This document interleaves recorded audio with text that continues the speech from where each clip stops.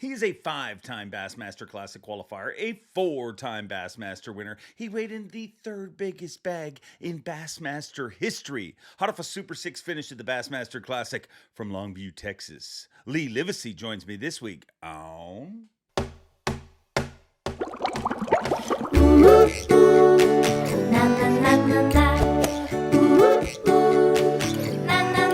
I'm Bob Cobb from the Bassmaster. Welcome to Mercer. Welcome one, welcome all, friends, family, freeloaders, fishing freaks, and of course you, my humpers. Happy hump day to all of you, and welcome into the Awkwardly Honest Fishing Podcast that goes by my last name, which is Mercer. This is the 206th edition of the Mercer Podcast, and I thank you for taking a little time to tune in here this week, and I hope your week is going well. Whether you're watching, listening to this, I thank you all for supporting this week after week. I'm feeling less of a zombie. I'm recovering from the Bassmaster Classic. I think I'm recovered. I'm recovered from the Bassmaster Classic. But feeling great. Feeling good. Got a good show here this week. And I want to focus on a little bit of goodness, because there is something special happening right now in the fishing world. And I know everybody would love to point their fingers at what they don't like. But here's what I do like. Something that this podcast has always proudly stood for. I mean, half the reason this podcast ever came to existence was this very reason, about talking about the positive, the good that's out there. And I mean, I'm not saying it was just this podcast. There's several podcasts that have taken that route, but now I'm hearing more and more of them that are pointing out the celebrations, the things that are great in our sport. And there is a ton of things that are great in our sport. Is everything perfect? Well, hell no. And guess what? It wasn't perfect in the 70s, in the 80s, in the 90s. Everything always evolves. Everything changes. And it's real easy to look back at the Christmas gift from 5 years ago and be like, well, that was the best one. But no, the fact that we're getting Christmas gifts is the best thing. The fact that we're getting to enjoy everything we get to enjoy is the best thing. And we never got into this. Nobody got into fishing to debate, to be disgruntled. Everybody got into fishing because it's who they are. It's not just something they do. It's literally who we are. And that's why I think we all get along as well as we do when we come together, because guess what? There's others like us. Others that are just so obsessed with this sport, just like me, just like you. And that is the positive. But here's the negative. There is a lot of people out there right now that are benefiting from tearing down. And I mean, it's statistically, it's not just fishing, it's everything. I mean, you put a restaurant review and say, this was the greatest restaurant I've ever been, it'll get some traffic. But if you say a rat ran over my foot, I got food poisoning, the waitstaff was rude, and the chef was Peggy Bundy in a smoke while cooking in the back, you'll get 10 times the amount of traffic. It's just what our world is attracted to. And the exact same thing is happening in fishing. If I put a video out there and I said, hey, wow, the Bassmaster Classic was just on the exact same channel as the Super Bowl on Fox, Network Fox, Saturday and Sunday afternoon. Wow. That'll get some traffic. But if I put another video out that said, the Bassmaster Classic is an absolute dumpster fire, that literally gets 10 times the amount of traffic. And I'm not making these numbers up. I've literally studied. There's sites that are putting out both. And they are getting 10 times the amount of traffic from the negative. And that is not a problem that I can fix. That is not me talking to sites like that. That ain't going to change. I mean, they love them clicks. And I do too. I love the most amount of people we can get to watch this podcast, the better. But you guys, as a community, I mean, this community humpers, whatever you want to refer to the community that comes here each and every week to watch this podcast. You guys are amazing. The things that you've done. And that's what I want you to do. Keep being amazing by just choosing to stay away from the hate, because that's all it is. And this isn't a Bassmaster thing. This isn't an MLF thing. This is across the board. If I put a video out that this is the greatest lure, and I put another video out that says these are the worst lures, the one that says these are the worst lures gets more traffic. We as a community need to get better. And I get it, because there's people in that community that are listening to this and they're like, well, you know, he just doesn't want to talk about the realities and the things that are bothering us. Not at all. I have zero problem talking about that. I talk about it all the time on this show. I'm just not going to burn down the sport that I love while talking about it. Because there's negatives, there's things, there's people actively working in a bunch of different companies every single day to make things better. Believe it or not, some of the ideas that get tossed around in comments, they're happening. People are working to make it better. But it doesn't get better by tearing it down. It gets better by lifting it up. So I know some people don't want to hear this, but I just got to point out the positive is that the fishing community as a whole is finally pushing back. The fishing community as a whole is finally saying our sport does not need to attack our sport. Our sport needs to build up our sport. And literally, I mean, last week, there was some stuff because I talked about Randy, and Randy's folks love Randy. And it's amazing the community that he has built there. And I've been accused of certain things by some of those folks. But the weird thing is Randy's not accused me of any of that. Randy's talked to me personally. And he agrees with some of this. I never once said anything pro forward-facing sonar, negative about forward-facing sonar. I literally just said you got to respect the sport. You got to respect the anglers that are part of the sport. And if you don't like me and you threaten to unsubscribe, which many of you did, you're welcome to it. Because if you don't like me because I'm asking you to respect anglers in the sport, what does that tell you? I don't know. I don't know what it tells you. But that's not new. My parents told me to respect people when I was little. Not just young people, older people, people of all ages. We all need to respect each other a little more. And that's all I was asking for last week. So let's move on, because we got a great show. And there's always going to be controversy. There's always going to be debates. That's just how the world is. I mean, that's competition. I mean, as we speak, there's a little brouhaha happening. And nobody has been, I don't know if the right word's charged, because I don't think we're charging people, but nobody has been committed, accused, whatever, of nothing's official. But you don't have to dig very far to realize that there may be another disqualification for the no information rule. And I hope that that doesn't happen. I mean, that's being investigated right now. I mean, word's out there already. There's going to be a lie detector for this person to take, and I hope they pass it.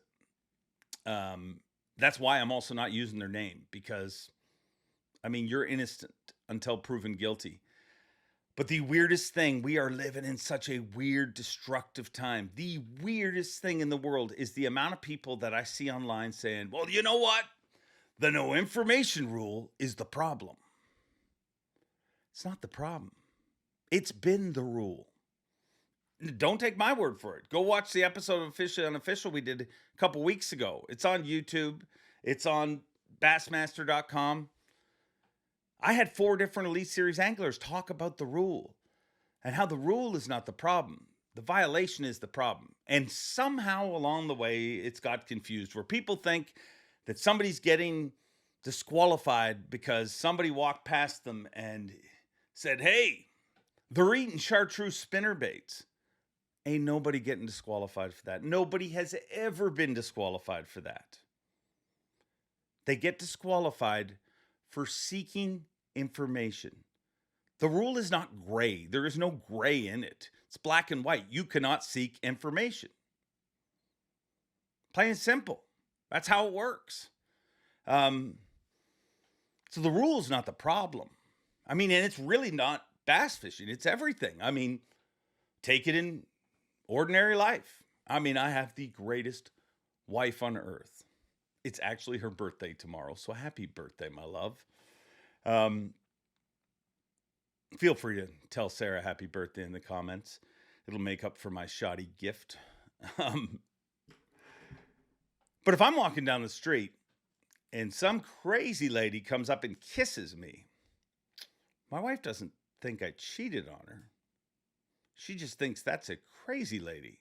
Now, just so you know, this doesn't happen, but I'm just saying hypothetically. Now, if I were to meet said crazy lady in a bar, and I were to approach her, and I were to ask her to kiss me, well, now I've cheated. It's plain and simple. That's how it works, and that's how the rule works. So let's build this sport up. Let's hope that that is just a rumor and there is no disqualification. But let's stop breaking it down and let's start building it up. Now, that is my motivational moments for you guys. Bottom line, respect other anglers, build this sport up, and the world needs more freaking humpers. Because you guys freaking get it, and I am so proud of you. Speaking of getting it, a guy who gets it and a guy who came hot off an incredible Bassmaster Classic is our next guest. Proud member of Team BKK along with me, and I love that about him, but I love a lot of things about him. He's one of my favorite dudes to hang out with. He's just one of those folks that the world needs more like him as well. Without further ado, let's get into this with the one and only Lee Livesay. Lee Livesay, how are you? I'm good. How are you? I'm wonderful. I'm just as good as I've been the last 20 minutes that we've been talking. But I Right. had to start this podcast with something. I feel like we just did all our information from the podcast in the last 20 minutes. It'd be a much better podcast if we had these conversations. That would be very good for ratings. Yes. Speaking of good for ratings, you were good for the Classic, man. A lot of people, I mean, dude, you've had a lot of big moments, but that was a huge moment for you to have at home. What did that feel like? No, I mean, it's everybody's dream, having 35 or 40 boats following you on a Classic, takeoff, which is Ray Roberts is not a good lake for boat followers for them. So it was crazy. I had 35 or 40 boats following me every day, really heavy that second morning. So it was awesome just being able to take off in front of, I live 3 hours away. It's not my home lake or anything, but I had a home crowd is what I would call it. Yeah.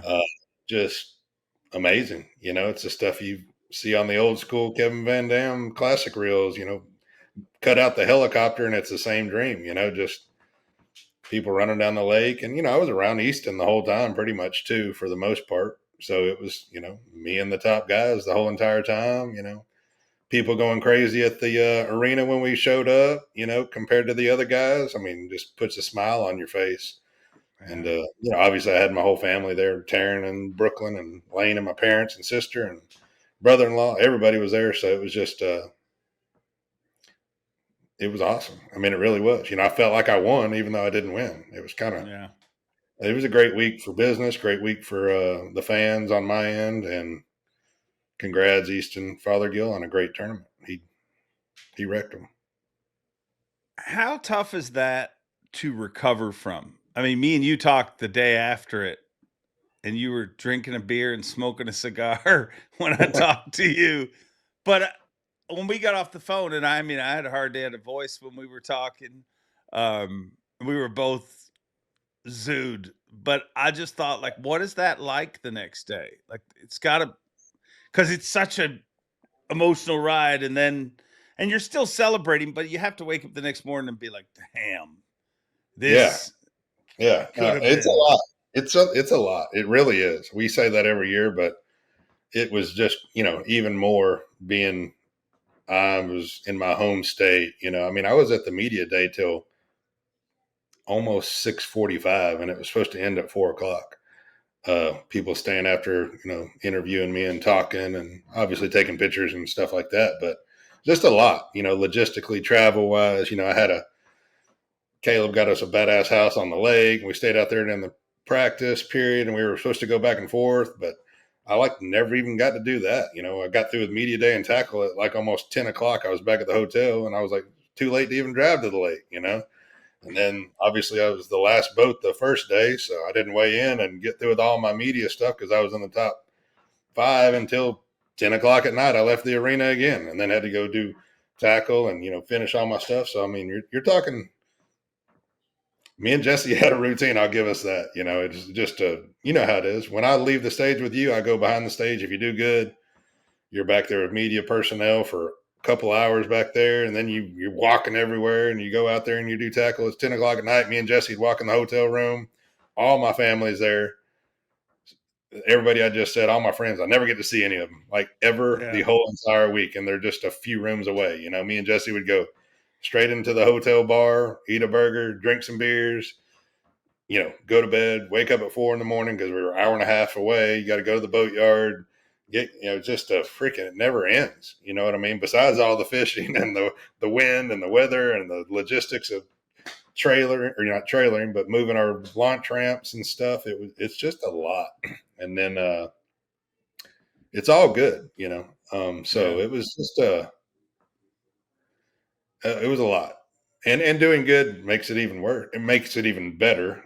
But But more taxing, like, I remember, being at the Champions Toast when we're celebrating Easton's win, and it is what it is. I don't, I'm mad for a little bit that I didn't win, but it didn't really matter. He won by like 10 pounds. You know what I mean? It wasn't like I was, damn, I lost by an ounce. If I wouldn't have lost that one or something. So, um, I just remember sitting there and I was like happy, but Kevin walked up to me and was like, dude, smile. And I was like, what? And he was like, smile, dude.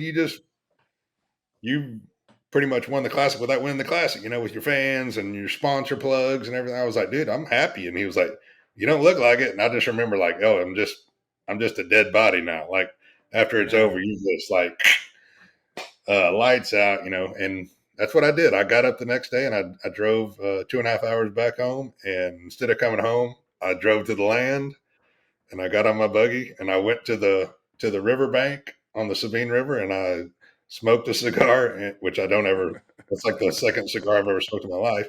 But I sat there and drank a couple beers and smoked a cigar on the riverbank. And Taryn didn't say anything. What are you doing? We got a visitor? What do you do? Somebody knows how to open a door now. All Somebody's got right. a on their face. Yeah, that's Mercer. You know him. That's the Hey. giant bass.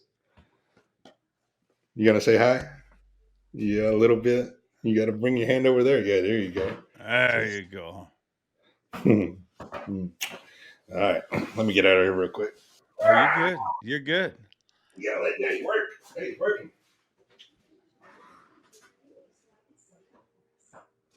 I think most people have no idea how taxing the classic is.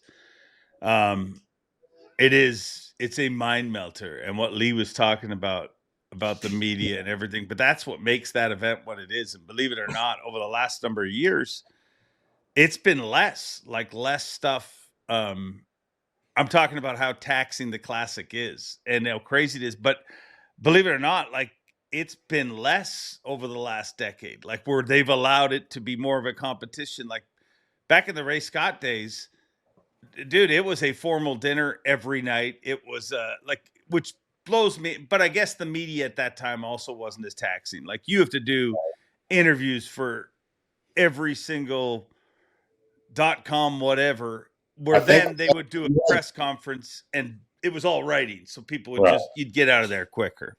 At media day, we had 314 media outlets there. It's a lot. 314 different people. And I'm not saying everyone came and interviewed me, but 312 of them had to. Do you fight I would think in that situation it would become hard not to just hit replay and just say the same thing to each media person, or do you try to be? It's not even that, because I'm filming a YouTube show the entire time I'm there too, for my personal stuff with Jesse, with Caleb, and Caleb was there in the classic, but I was never even around. He probably won't even make the show. But it's, man, at the end of the day, when I get through with every single thing in the world, like you and food and this and this and that, guess who says, "Hey man, you ready to do that interview for today?" It's Jesse. And I'm like, shit. Every time it was Jesse. And like one time, and it was at the end of the deal, obviously, we have to do good, bad, ups and downs. And at the end of the deal, tournament was over. Everybody was gone. Final weigh-in. I'd been back at the boatyard. It was dark. 10 o'clock at night again, the final night. We're supposed to be at the Champions Toast 30 minutes before that. And Jesse said, "Hey, man, can you knock 3 interviews out, 3 videos out right now?" And I was just like, I couldn't even say anything to him. I wanted to cuss him out. And I was like, "No, I'm good." Yeah, and I kind of got myself together, and he asked me a question and I went for about 3 sentences and I was just like, "Nope, not doing this." Not. And I sat there for a minute and I was like, "You got to do it." And literally we sat there for another 45 minutes and I got in the right zone and we just killed 3 interviews out for the show. And then it was a relief. So it's so much of the classic, besides the stuff you see on the screens and, breaking stuff and problems and driving. And it's just, it is a crazy week. It's a blessed week. Yeah. It's worse not to be part of it, but it is a mind melter. So how long does it take you? Was it a day, 2 days, a week? Like, how long does it take you to start to feel human again after that? I was okay that next day. I sat down there on the river in the buggy and drank that beer and acted like I was smoking that cigar, and I was good. I was good the next day. We were putting out trout lines the next day on the river, so we were good. You made pink baits, as I referred to as the DDP, dog dink pink lure. I mean, I think not as amazing as the pink lure is the fact that you actually pulled, there it is. But you pulled off, like, you went to your partner, 6 Cents, and said, "Hey, this is what I need. You don't make it, but I need this." And they made it.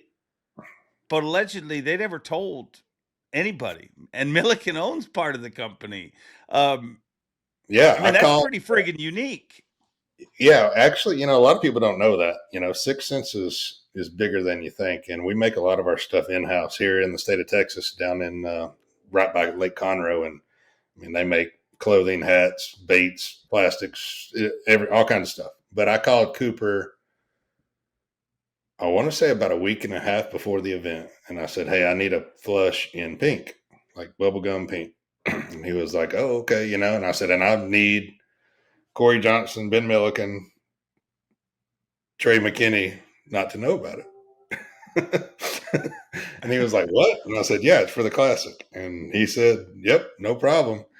I think a few people did find out about it, obviously, because they saw about 1,000, or not 1,000. I think they poured 65 baits for me.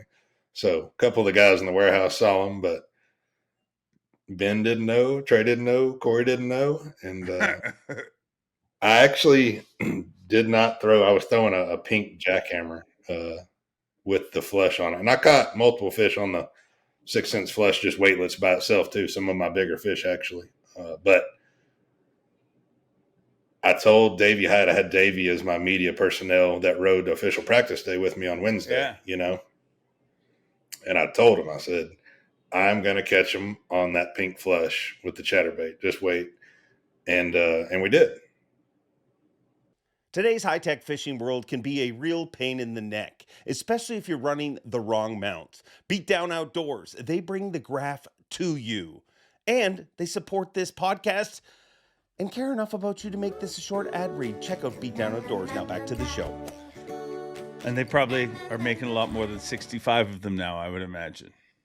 Yeah, they had a little bit of overtime this week at the 6 Cents office and Tackle Addict and a lot of places with the POs. So it's good. We got a couple other things coming out in it that I'm going to show everybody that catch in pink too. Why pink and why now? I honestly catch them all over the place with it. I plan on catching them where we're about to go to the Pasquotank and Hartwell. Catch them in Florida, New York. Obviously, smallmouth love it, but I don't even count that. This time of year mainly, when they're still pre-spawn, I just want my fish to see it.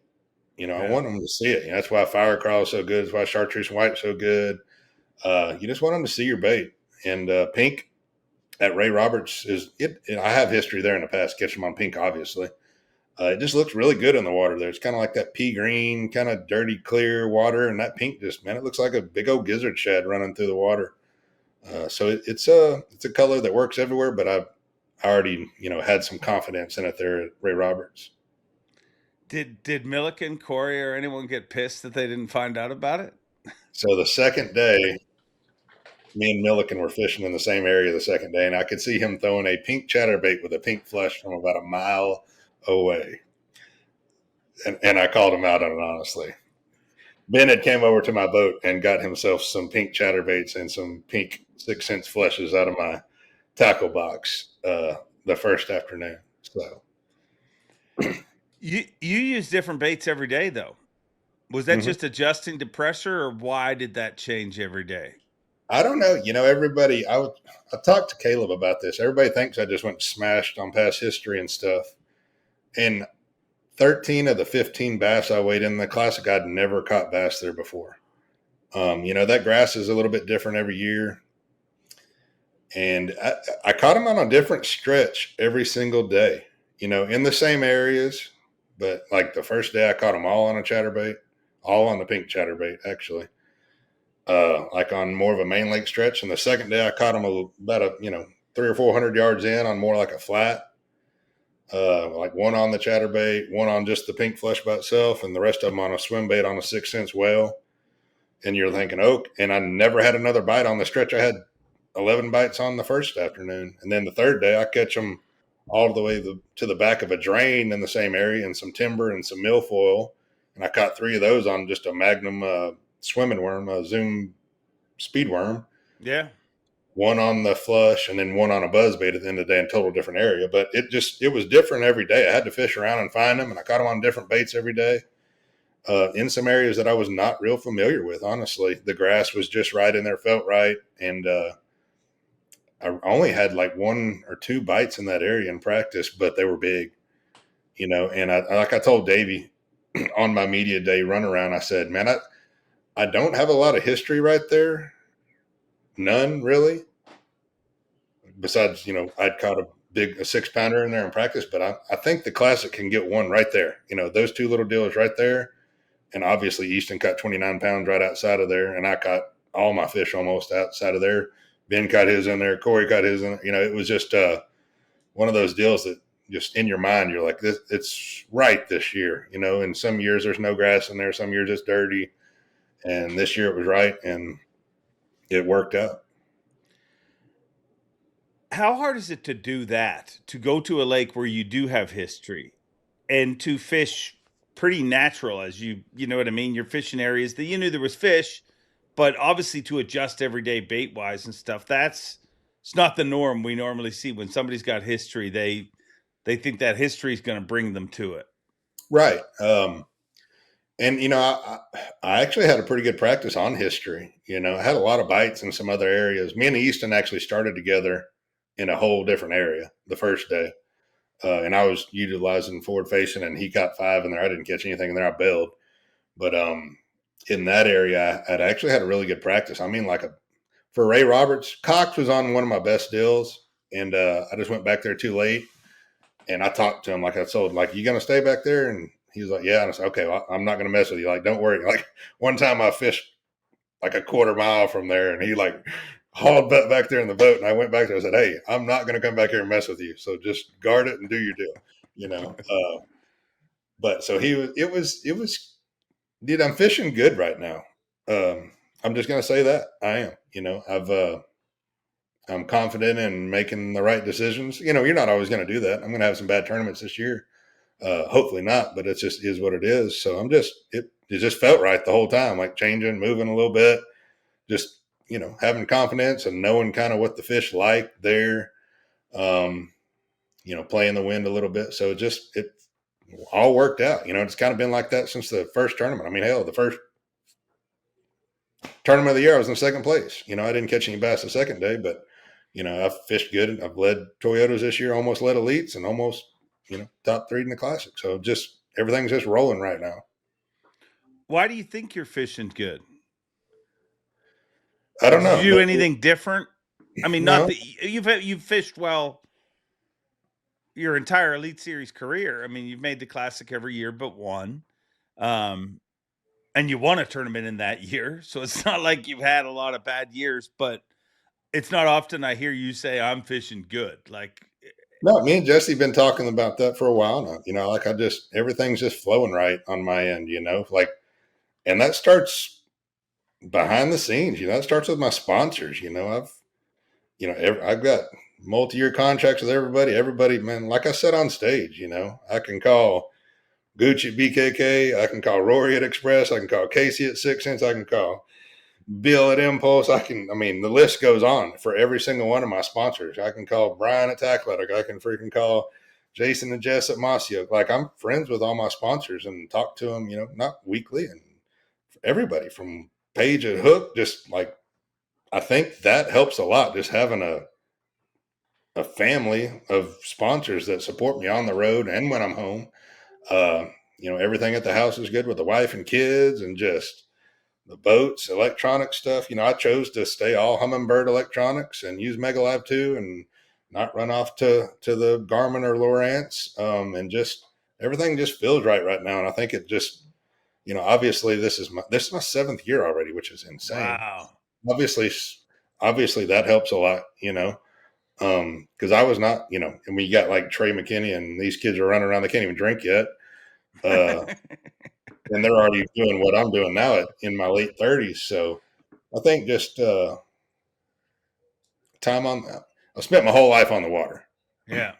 Doing something, but 7 years of actual traveling and fishing the elites and just kind of knowing, yes, no, stupid decision to, don't run and do this with an hour left. And then at the same time, I know when to kind of fold them when I need to, and do other stuff. So just a little bit of maturity on the water probably, and just feel like I'm making the right decisions and fishing my strengths. You hear that all the time, especially, from pros tips and everything, but what I've been doing, just doing myself, and seeing where it ends. And I think that has a lot to do with it too, and I'm not saying I'm not using my Humminbird Mega Live 2. That gigantic bag I had at Rayburn the other day when I led that Toyota, I caught every single fish on the Humminbird Mega Live 2. Utilizing forward facing sonar, but like I was confident. I knew what I wanted to do there. I knew how I thought I could, win, and I figured it out. And then the same thing at Ray Roberts when I did what I did there in the classic. I didn't win, but I was 2 bites away, that final day, or 1 bite away from Easton not catching an 8 and me catching an 8. It could have went either way in the last hour. And I did it my way. I sat there and watched Ben catch 26. I watched Easton catch 29. And I kept doing my deal, just going through my rotations. So I think it's mainly just being confident in what I want to do. Yeah. Do you feel a pressure at your age? Like, do you feel, not that, I mean, you got many years ahead of you, but I mean, if you look at the current state of the fishing industry, I mean, the final two had a combined age of 42 standing beside each other. And do you feel pressure like, man, now's when I need to fill the freezer full of trophies? I'm not getting any younger. I know that, but it's not like I'm not going to show up one day. Hackney's been to 19 classics now, I think. 19, yeah. And he's still going to show up next year when he makes the next one. You know what I mean? He's got plenty of time left. I've got plenty of time left. So no, I don't even think about that, honestly. Pressure on that end. Now, pressure is going to the Classic in Fort Worth, where everybody thinks you're going to win it, and they're putting, me and Zaldane against each other and against the live scopers and all this stuff. Now that's pressure, but it's, like I told Jesse, I said, dude, I've won 2 on fork, and then I couldn't catch a bass last year. I've already been through the ups and downs of pressure and all the eyes on the world, and you suck, you'll never catch a bass again. I've been through that already, so this ain't nothing. So pressure's pressure. We like it, and it's a good thing. It's good when everybody's talking about you and expecting you to win. Yeah. Yeah, when your phone goes silent, that's the real pressure. Like when nobody's calling you and nobody's talking about you, that's when you're in real pressure. No, we're still hungry. That's all I think about. I don't get to do as much because of Lane in Brooklyn right now, but that's all I think about. All I study, map study all the time. Does it shock you we didn't see one double-digit fish in the Classic? It did, man. That lake actually has great, big, giant bass in it. Especially with the forward-facing sonar part, I figured one of those guys would catch like a 13-pounder off of a tree. Honestly, I didn't think it would be me. I mean, you can do it easy, but I figured one of the scopers was going to catch a giant one out of a big tree. You know what I mean? Yeah. So a little bit of that was wind dependent, but yeah, that blew my mind. I figured we'd have like a really big one, like a 12 or 13, and then like another 10 or 11, probably 2 of them. And there were several giants caught in pre-fish too. Like I'd heard, I mean, didn't you catch it? You caught a giant in pre-fish, didn't you? Yeah, I caught a 12-8. God. In those last weaning minutes of the tournament, how many times did you think of that 12-8? Well, I almost ran there. I literally caught it off of like a spot you catch like spotted bass and smallmouth on. That's why I fished it. It was just weird with the practice there because I know so much that I was already confident fishing in a couple areas that I could figure it out, So the first day of practice, I went and fished as much of my good stuff as I could because the wind blew so hard. It blew like 60 to 80. I knew a lot of guys were not going to get out into the main stuff.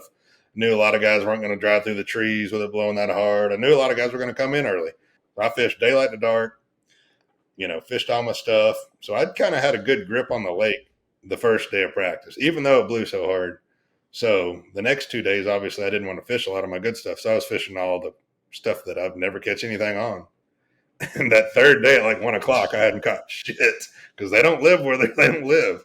And I was finally like, dude, I got to go get a bite somewhere. So I got this little road bed down on the south end towards the dam. I can always just pull up and catch one. You might catch like a 4-pound largemouth off of it, but pulled up there and first cast, I threw a jerkbait out there and caught a 12-8 on that spot.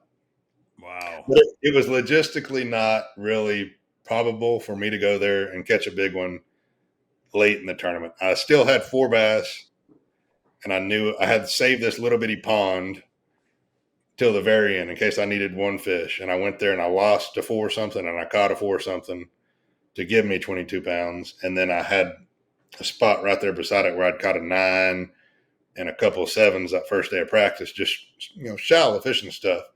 And that's where I banked my last hour on getting those 2 bites again, or, 2 similar bites, and Easton not catching an 8-pounder at the end, and I win.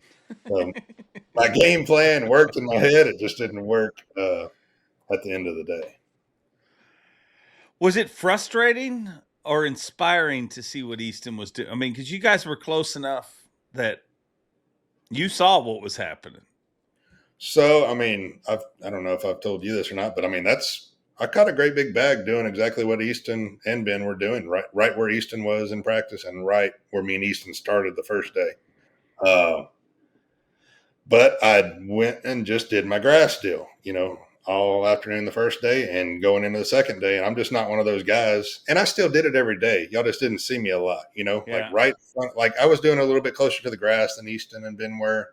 I still did it every day, just a little bit. But man, once I saw Easton catching them, I'm not one of those guys that's just going to jump out there with them and start doing it. So I pulled up to him. I don't know if that was on live or anything, but I saw him catch like 3 or 4 giants, and I don't even remember what I had then. I couldn't have had much. I might have had them decent. Yeah, I caught them pretty early that second day, so I had what I had. But I pulled up to him and I said, "Dude, what you got?" And he was like 27, 29, or whatever he said.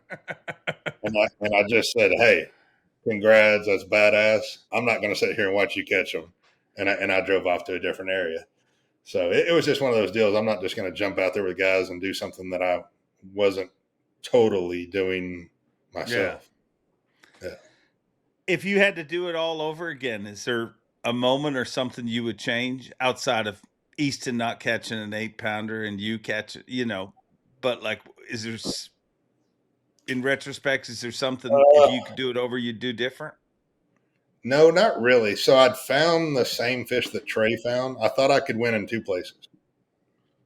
Where I fished in the grass, where Easton caught the 29 pounds in front of the grass, and where Trey McKinney got second place. But the wind blew so hard every day, man, you couldn't move around a lot. So it was kind of, my biggest deal kind of goes back to that confidence, being mature as an angler, is I just know Ray Roberts, man, you got like 1 or 2 moves a day. And that's it. If you're moving more than 3 or 4 times, you're not going to catch them. It just doesn't set up like that time of year. You know what I mean? A couple moves. I'm talking about big area moves. You know what I mean? Trey was Trey was down there where I caught the 12-8, that zone. And I just, every day I had it in my mind, like, man, I just went through there one day, the day that the wind blew so bad, and I caught like big ones out floating, forward facing sonar, mega live. And it's an area I just kind of know in the past, like gigantic ones get in there. And but it was one of those deals. At the same time, I thought somebody's going to be in there. I don't know if it's one Trey or if it's 9 of our guys in there. So I never wanted to make a move when I wasn't comfortable and get down there, all the way down there, and then there'd be 5 people in there, and it's, oh damn, I came down here for nothing, or Trey's already caught them all, whatever it was, obviously. But the only regret I have is not going and checking that, possibly, but not really. Like I said, I was 1 bite away, 2 bites away from winning the Classic in the last hour, and a little bit of luck going my way. So I would have done it the same way, honestly. Now I wish Cox wasn't on my spot in the back of that creek, but that's the only thing besides watching Houston catch them. Obviously, it's like all the way in the back of the creek. There's one little hole in some milfoil behind this little bitty bridge. And I was like, there's no way somebody's back there, because I waited till like 10 o'clock to go back there, and I could see a boat, and I was like, well, they're not even fishing. I could just see like some legs, like sitting in the boat. I came around, and I was like, damn, it's a camera boat.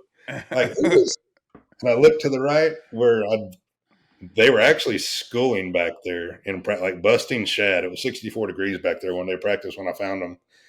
And it was Cox. And I was like, oh no. And he was power pulled down right where I was catching them. And I was sliding through the bridge, because there's really only room for 1 or 2 boats back there. And he catches like a 4 or 5 pounder. And I'm like, damn it. I was hoping maybe he was just working his way through, but he never moved the whole time. And Carl was actually back there with him at that point in time. So I didn't even get to fish. I stuck my nose in there and left. But I talked to him. I was like, all of them? He's like, oh yeah. I was at that one hole, and he was like, yep. And I was like, all right, dude, I'm not messing with you. So that was frustrating with him back there. You and Cox are cool now. I mean, we did a podcast, a year or so ago where you were like, I don't know if John Cox likes me. He likes you now, right? Yeah, me and Cox talk every day now. Every day? No, I just lied about that. But we do talk. That's fine. That's fine. Yeah, everybody loves Cox. Careful. Easy on the cuts. And so somebody will cut that off. And you know how many times I've almost said that on stage? I have said it a few times, and it comes out, and you're like, that's not what I meant, you immature. Yep, big cocks don't need no live scope. That was the best banner ever. Oh, incredible moment. Incredible shirt. If you could be reincarnated by any animal, what would it be? Like if you were in charge, if you had a choice, and you're like, okay, you got to come back as an animal. What's it gonna be?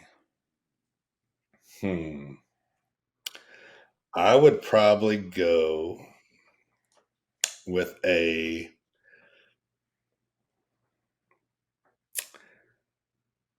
let's do a yellowfin tuna. Damn, that's pretty strong. Yeah, just out in the open ocean, just eating whatever I want, rolling 100 mile an hour, day and night. Avco not only makes incredible outdoor clothing, but they care about anglers with their 10% pledge. Avco and the Shed family donate at least 10% of the company's profits to conservation and making fishing better. Now back to the show. What eats a tuna? I mean, dude, they don't get eaten by much. I mean, sharks don't eat tuna, do they? Like, oh yeah, they will if they can get them. But yeah, but the only time they get them is when you're reeling them in. Like, I don't think a shark can catch a tuna. No. Maybe a mako. Yeah, maybe. I don't know. I think there's a lot of things that the shark will eat before that. Yeah, marlin will eat them if they're small enough. That's it. Yeah. Be strong though, just running wild. Just out in deep blue. Wow. I never thought you'd. What would you be? I don't know. I've never thought about it. I just asked the questions. Probably have to be, initially when I asked the question, I assumed like a land-bearing animal because I just assumed that when I asked the question. I didn't really think this through, but now that you've gone into the water, and as much as I love swimming, I mean, I've got to go saltwater, and screw it, I'm going friggin' shark. I want to be a great white, dude. A great white or a mako. I mean, if you're a great white, dude, there's literally only one thing that jacks with you, and that's a killer whale. And I figure if I can just, I mean, there's only so many of those bad boys. If I can stay away from the orcas, life is good. But I'm going. That's a good one. I mean, you can't beat that one, obviously. You picked the one thing that could eat my animal. That's all you did. Well, yeah, you noticed that, didn't you? But I don't think I'd be a fast great white, dude. I figured you were going to say a loon. A loon would be cool, but a loon's put up with a lot of crap. I mean, you went with a. No, I mean, a loon would be awesome, but it's pretty lonely. A loon doesn't. I mean, I don't think great whites they're pretty solitary and lonely too. But, I mean, I really don't want to be an animal, to be honest. I like the creature comforts of being a human. I mean, an animal. Even a great white, got to worry about other great whites, got to worry about all sorts of crap. But, yeah, a loon would be good. I mean, it's just not near as cool as a great white. Like, I feel like a loon's reserved for more responsible people. Like Rick Clunn might come back as a loon. Yep, he'll just circle around your island making his mating call. No, great white yellowfin tuna. So you'd be, I mean, that's strong. Do you ever have nightmares? I do not. I mean, I'll have a crazy dream every now and then, like when I'm really, really tired or something. I'll probably have one. But no more nightmares. So what's like the craziest dream you remember having?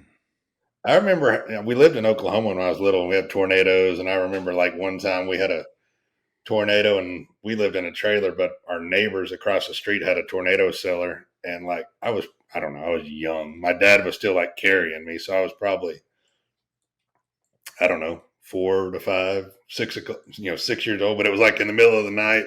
They woke me up out of like a dead sleep, and it's raining, and my mom and my sister are like running across and jumping the fence. We're going to Martha and Glenn's cellar. And I remember I had like some new shoes on, like some Raleigh cleats or something, and one of them fell off on the way. And I was like, oh shit, like, no, go back to the shoe. And they didn't. They just kept on going.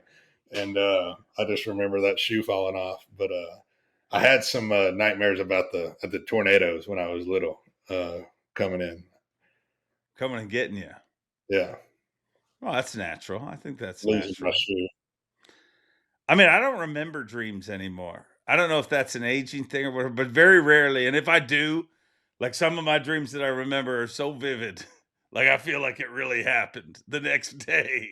But I don't have a lot of dreams anymore. I don't know. I think all that space is used up. Yeah, I don't either. Every now and then when I'm like really, really, really, really, really tired and I like pass out on the couch or something for a little bit, I'll have just like a random dream or something like that. But it's almost like a conscious dream. Like you're almost awake. You're just so tired. You're just drifting out of it. Is there a better sleep than when you pass out on the couch? No, I mean, I go to bed and I have no problem sleeping. But, dude, when you fall asleep on the couch, it's just like, it just seems like a deeper sleep. Yeah, it is. A long day of fishing. Do not lay down on the couch if you have something to do. That's the truth. That's the truth.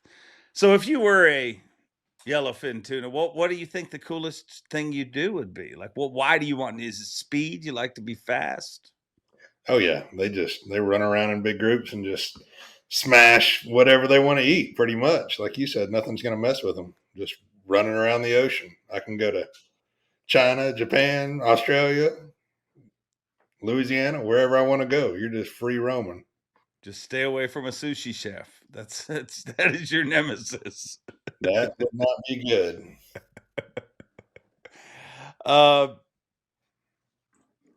Do you have a favorite curse word? I might have said one of them on a podcast earlier, but like earlier today, you've been like doing group podcasting. How many have you been on today? Today was my podcast day. What the? No, I do not have a favorite cuss word for sure. Definitely know a couple of them, but I don't have a favorite one. Screw is a good one, man. If you just can't say the right word, you can just say screw, and it just nobody can say anything to you. You can't get in trouble for screw. I feel this weird pressure all of a sudden because one of the coolest things about the Classic is meeting everybody that watches stuff like this throughout the year. But I met this one father and his son, and all of a sudden he's like, you know what I love about your podcast? I'm not embarrassed to watch your podcast with my son. And it's good, clean. And all of a sudden, like I never thought of this podcast as good and clean. But all of a sudden, I feel a whole new pressure. I'm like, I feel just because that one guy. So I don't know. Maybe it's a false pressure, but I do feel it. That's a good thing. Yeah. So you're looking forward to the Pasqua tank? I am. I've never been there, never even seen it. I was going to go run around it after Florida, but I had that Toyota on Rayburn. So I usually do good at places I've never been before. So I'm looking forward to that one. It's huge. I think there's 1.9 million acres of water we can touch. How much? Something like, just do you have insane. a plan yet of like areas you want to hit? Like, how do you go from never being somewhere? You didn't pre-practice it. How do you break that down in basically 2.5 days of pre-fish? Yeah, it's obviously it's big. It's got, I don't even know how many actual rivers we can logistically reach, but I would call it probably 8 or 9, major creeks, maybe more. But I picked 3 of them, and I'm going to fish one of them one day, one of them the second day. And if I haven't caught them good yet, I'm going to fish the third one. If I did decent in one of the first 2, I'm going to go back to it and expand. Try to find some other stuff there if there's room, obviously, to grow. And that's the plan. So I'll either be hitting 2 of them or 3 of them. And how do you decide which one to go to on each day? Is that weather related or?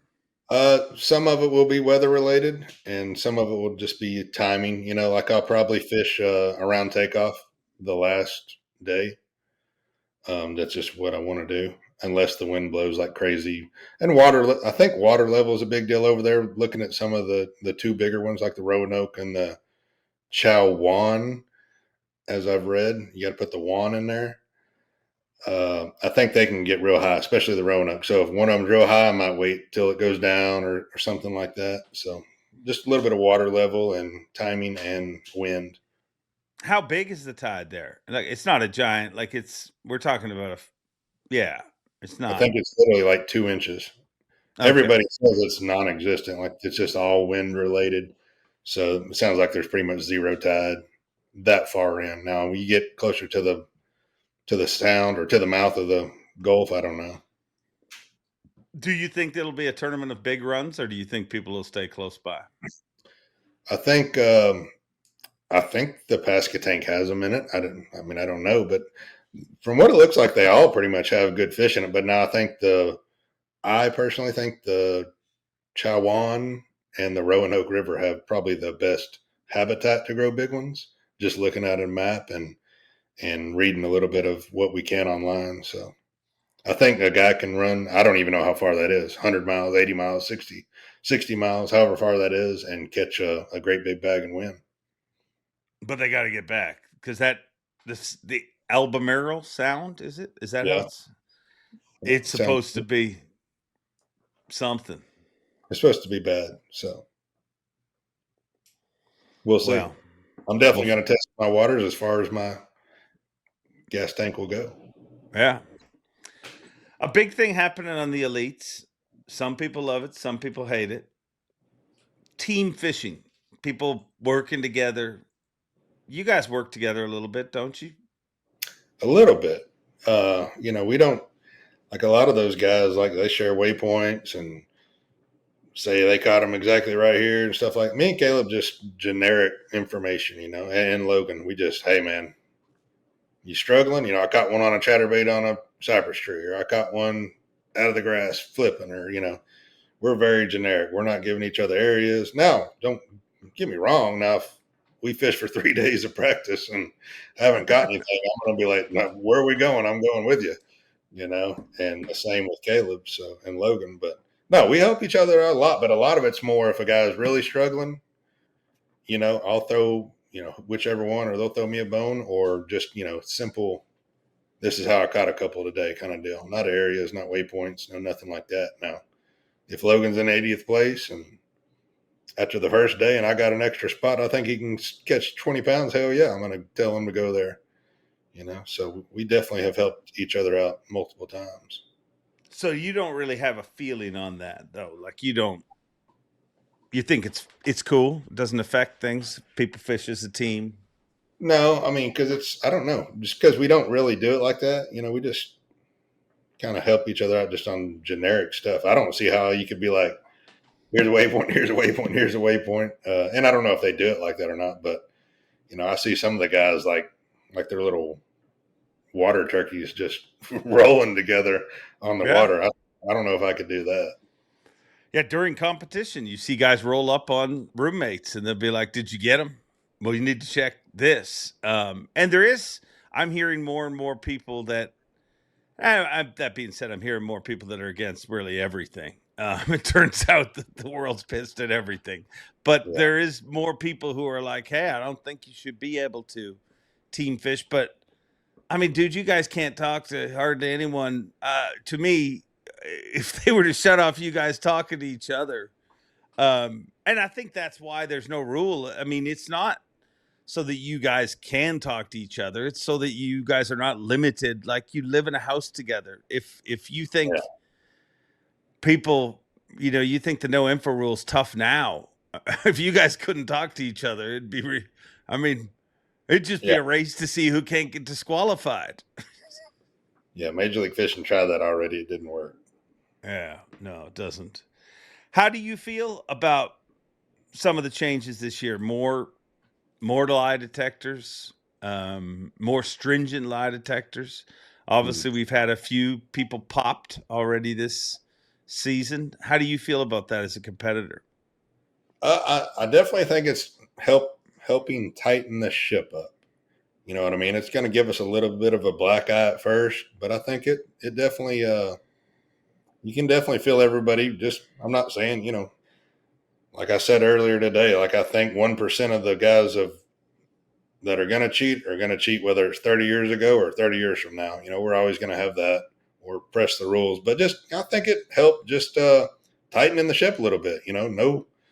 Nobody's going to tighten a life jacket up after they're idling. Nobody's going to, whatever. I'm not saying just information, but everything. I think everybody's just kind of getting a little bit tighter, and I think it's a good thing.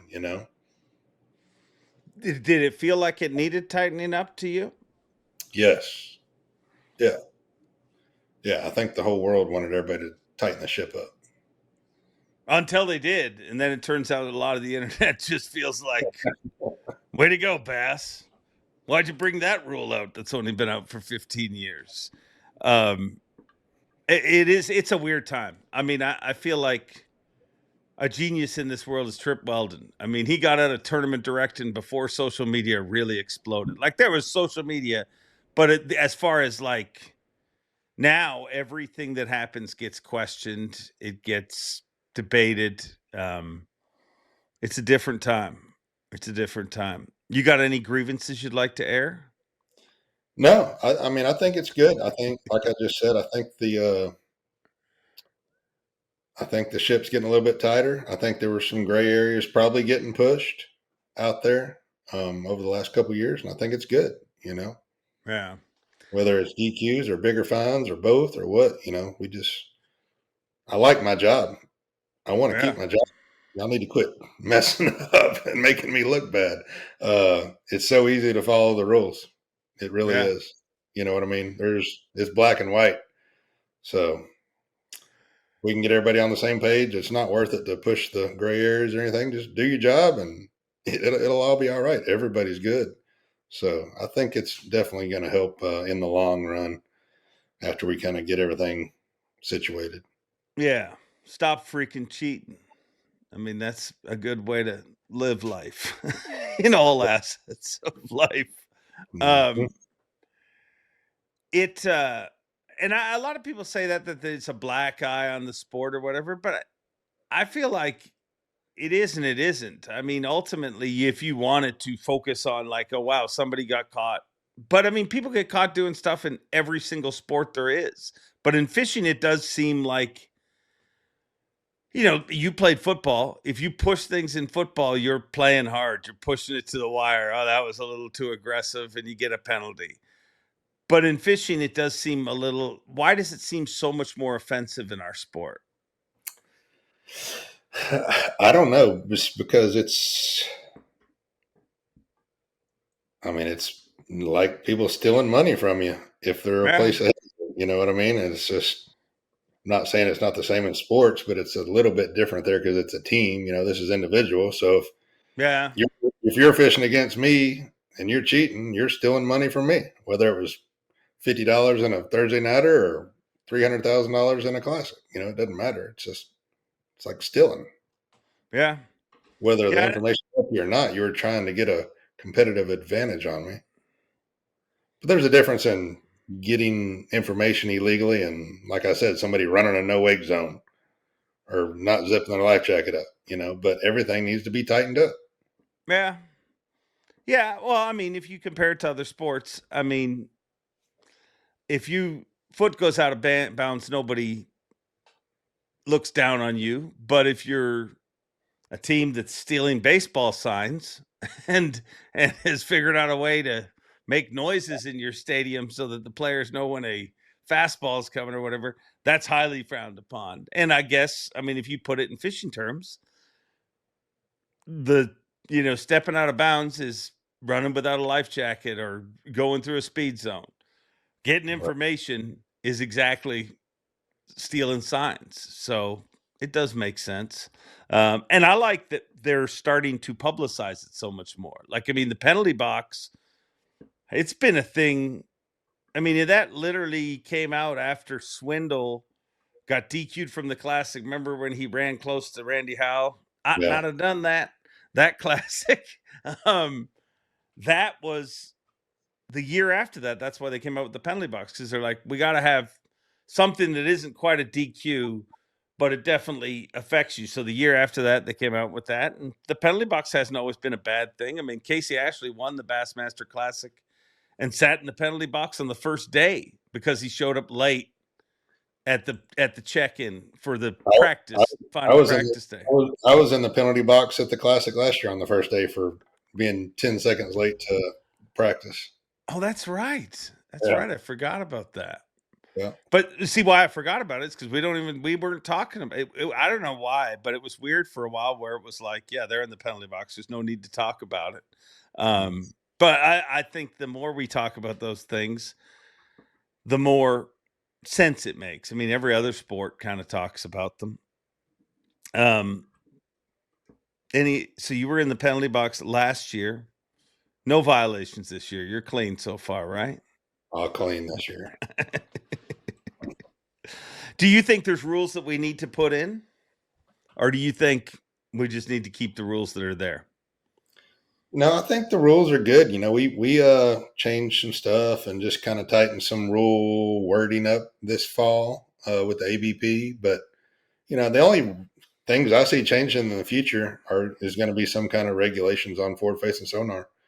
And we're not saying we need to get rid of it completely, but there's going to be some kind of changes there, I think. Whether it's half the time or certain events or, you know, certain amount of hours.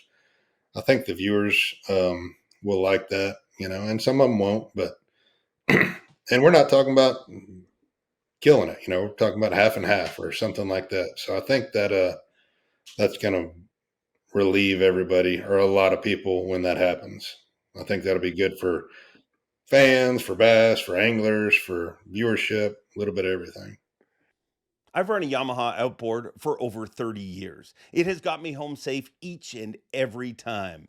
If you enjoy this podcast, remember, Yamaha supports it and they care enough about you to make this ad read very short. Now back to the show. Yeah. I mean, ultimately, as a fan of the sport, I want whoever wins Angler of the Year, I want to know they can catch him in every way. I want to see you guys tested to catch him in every single way. And I think I think the weird thing about the forward-facing sonar debate is everybody thinks like because one decision was made this year that it stays like that. I mean, there was a time where guys would weigh in 10 bass. There was a time where guys would weigh in 7 bass. Now they weigh in 5 bass.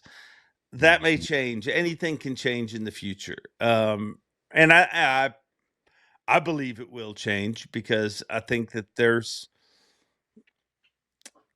I feel like in the future it will change. I'm kind of shocked we didn't go half and half this year. I thought that was going to happen. So how is things working out with what did you call it? What is the anglers group? What is the short form for it? The ABP.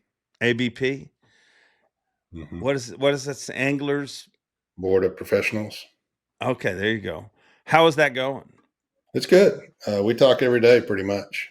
Are you lying to me again? You told me you talk every day to John Cox too. No, we actually do. We pretty much talk, you know, close to every day. You know, about, you know, we have groups. Like I have a group of anglers that I represent, and Drew Benton has a group, Menendez, you know, et cetera, et cetera.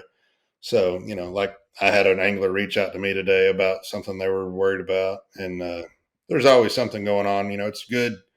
Most of it's good, constructive, you know, thoughts and stuff. And we're still working on a lot too, you know, for payouts for the future, regulations for wording and rules, and obviously dealing with some of the stuff that's gone on this year. So, you know, that group's been good. You know, John Cruz is our president, and he's been doing a really good job. He's obviously a lot smarter than I am. I figured that out. But it's good. It's a lot of they do a lot of work. Yeah. Dude, whenever the anglers having a voice is always a good thing. I mean, you guys are a huge part of this sport. And I think that the anglers have always had a voice to different levels of success. But I think the cool thing about you guys is you guys put this group together yourself. Like, there's been advisory boards before, but it was kind of managed by Bass where they would, but you guys put this together yourself, and you guys meet with bass. So it's like a total separate entity, correct? Correct. No, and that's one of the deals we're working on right now. Bass recognizes as a group, um, publicly, officially, obviously to our face, but we're wanting it to be a legal, documented group as well. That's one of the things we're working on as well.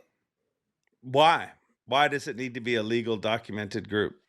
When we make decisions and we vote on stuff as a group of anglers, whatever the 51% vote is, that's something that Bass needs to approve. Is where we want to get officially. Whether it's rule, whether it's payout, obviously stuff's not always going to work out, but we want it to be where there's something that can be changed and they give us an option to vote on it and we vote on it. We want it changed the way we voted, just little stuff like that. Yeah. We want to help, bass, we fish, we've all fished our whole lives. So sometimes we know the best things, the best decisions to make for the anglers over what bass does, probably. You know what I mean? So it's a card that we need to have to be able to play. Yeah. So how do you become a legal group? Like, what are the steps that you guys need to take? And that's why I said John Cruz is a lot smarter than me. And even smarter than John Cruz is his dad. Yeah. That's one of the best lawyers in the world. Exactly. That's what it is. It's involving a couple lawyers and some paperwork and a little bit of money and names and stuff like that. Iconelli's helping a lot. Zaldane's helping a lot. Cruz is helping a lot. So it's a lot of stuff. A lot over my head. I'd be making a phone call. Yeah. It feels like the group at one time was kind of splintering off a little bit. Like it felt like at one time there was different, but it feels like the group's kind of come back together. Am I reading that right? Yeah, and it's always going to be a constant battle when you got 102 different people voting on one thing. So everybody has a different opinion, and that's part of it. That when we vote on something as a group, whatever the majority vote is, I've got to be happy with it. John Cruz has to be happy with it. Austin Felix has to be happy with it. Whoever's fishing the elites. That's if you're going to be part of the group and you want change, whatever we vote, whether we vote for no forward facing sonar, half sonar, payout differences, stuff like that, you've got to go with the group's majority vote, and that's part of it. But yeah, we definitely had a lot right at first, but I think everybody kind of calmed down and said, okay, like most of this going on is for the better of the group. And that's what the whole group's for, is to have a voice for the anglers and be making better decisions for the anglers. And it took everybody a minute. And there's always going to be people that don't agree or don't want to be a part of it or something like that. But I think everybody's calmed down and figured out that it's all good. You might not get the end result you want on everything, but it's like we're fighting for the same thing, more money and, better rules and stuff like that. Yeah. Well, and the closer the group, the more in unison the group. I mean, I look at the forward-facing sonar thing. You had so many different groups last year. You had one big group who wanted to make it disappear totally. You had another group that was for it. But if you guys are together, I mean, I think decisions like that just become a lot easier. And as long as everyone's working in the right direction. Is this, are you having as much fun at this job as you thought you would before you did it? But like when you were guiding on Fork thinking, man, I'd like to make the Elite Series. How does it compare to what you envisioned at that time? Yeah, we are, and our group that travels together and films together, me, Jesse, Caleb, and Logan, we make it fun. We don't hold anything back. If you watch the YouTube, we're goofing off and drinking beer and cooking deer meat, and we make life on the road fun, and we're still business at the same time. Work hard, fish hard. It's kind of our motto, but it is. That's why you see guys that get kicked out still claw on to try to get back in, because man, it's fun. I love traveling around the world and fishing different places and making my living fishing, making my living, making relationships with sponsors, selling product with them, helping out with product design. It's, that's like I've said, that's all I think about is fishing. And I like my job. So I definitely like it, man. Are we going to see a W this year? I hope. I'm ready for another one. Where's it going to happen? If it doesn't happen on Fork. I mean, hopefully the Pascatank. I don't want to wait. Hopefully, The next one. I don't ever show up thinking I'm not going to win. Now, 3 days of practice will tell me otherwise, but I want to win them all. I'm greedy. All right. Okay. You're in charge of bass. Where is the ultimate Bassmaster Classic location? Ooh, for all logistics or just the lake? Well, I mean, start with the lake. Oh, Fork would be the perfect one. Yeah. Gigantic bags. We got the facility now for the takeoff. Oh, it would be so good. You could do it there too. Dallas is only 80 miles away. But logistically wise,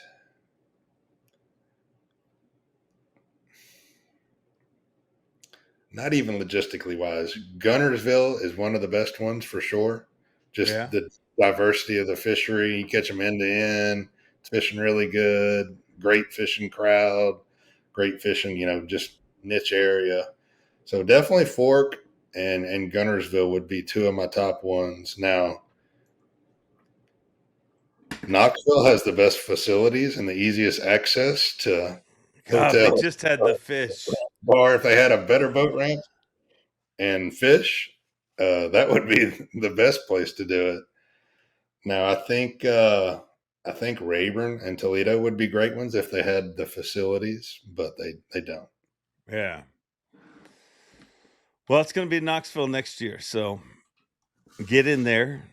And I mean, it is Knoxville is by far the best city to attend a classic, in my opinion. You can walk to everything; everything's right there.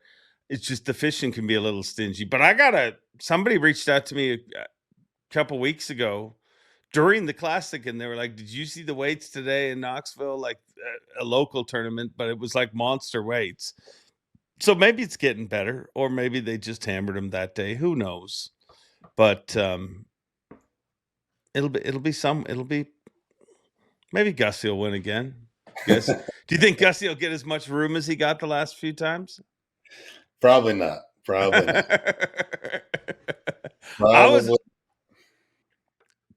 I was amazed he didn't get picked on more than he did, but he has actually opened up and said, "Well, I did have a bunch of dudes around me. It wasn't like they totally gave him a green light." But no, that second time he had some company. Now, I never went down there, but I could see the bridge from where I was, and he definitely had some people with him on the first pass winning spot at least. Yeah. Well, not everybody's Lee Livesay. I mean, you sat and watched the classic get won and didn't. I mean, how bad didn't you ever think maybe I'll just slide on out there and get a little slice? I was having a good day too. So yeah, that's true. I already had 20 something pounds. So I was just like, man, I'm going to go to my other deal and I'm going to catch a 7 and a 9 out of the grass over here and get it. No, I mean, obviously I sat there and watched him catch them, but I was catching them too. They just looked a lot bigger when he was catching them, and they were. But no, I'm going to do things my way and win my way for sure. I actually to start that day out, to be honest, was so awesome because I probably had 35 boats following me at one point in time, and I was catching them, and they weren't. The tables turned. I caught them early the second day, and they weren't catching anything. And it was Ben, Easton, Corey, could hear them. And I think it was Wesley Gore maybe that came in there, and I was jacking them pretty good. Nothing crazy, but I was catching them, and they knew they were pretty good. And everybody was there to watch me. I'm not gonna lie. I mean, there was one boat yelling for the other guys. One guy had a 30-pack of Busch Light on his head with holes cut in like a box mask. Come on. Yeah, they kept saying, "Man, somebody's wearing a bag on their head out there." And I said, "A bag?" And he said, "Yeah, they got a bag with holes cut in there." I was like, "I guarantee you it's a 30-pack of Busch Light. Guarantee you." And he zoomed in with his camera, and he was like, "Oh, damn, you're right. It's a 30-pack of Busch Light on his head." And, they had a big sign that said, "We love you, Zona," or something. But man, when I would catch one, they would go, "Ah," and I was, getting everybody riled up. And then, like I slid past that boat with the guy in the boat with the Busch Light box and everything, and Ben and Easton and Corey were in there, and I said nobody else had caught anything besides me. And I said, all right, if one of these guys catches one, I want everybody to start booing.